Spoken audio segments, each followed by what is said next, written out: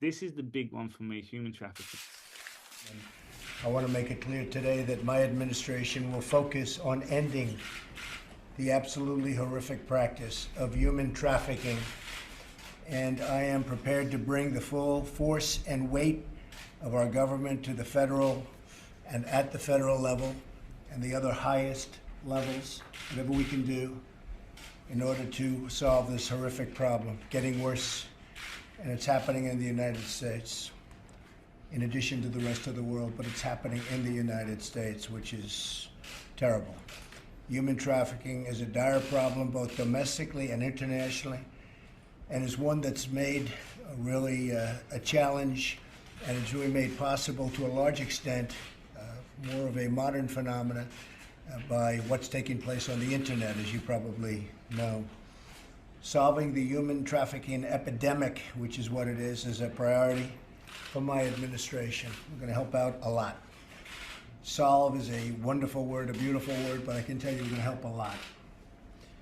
I'll direct the Department of Justice, the Department of Homeland Security, and other federal agencies that have a role in preventing human trafficking to take a hard look at the resources and personnel that they're currently devoting to this fight.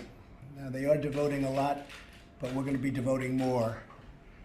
Dedicated men and women across the federal government have focused on this for some time. As you know, a lot of you have been dealing with the federal government, and it's been much more focused over the last 4 weeks, I can tell you that. I cannot thank each of you enough, and Again, I'll leave the links on there, but these are things that you can go and look. So a question, and be honest with you and with yourself. Where was this mentioned on the news? And then you've got to think to yourself, where do you get your information from? Where did we get our information from? The news. They didn't tell us about things like this. So again, our biases have been given to us. It's only when we stop relying on other people and relying religion on things to be put into our existence, we have to go and find it.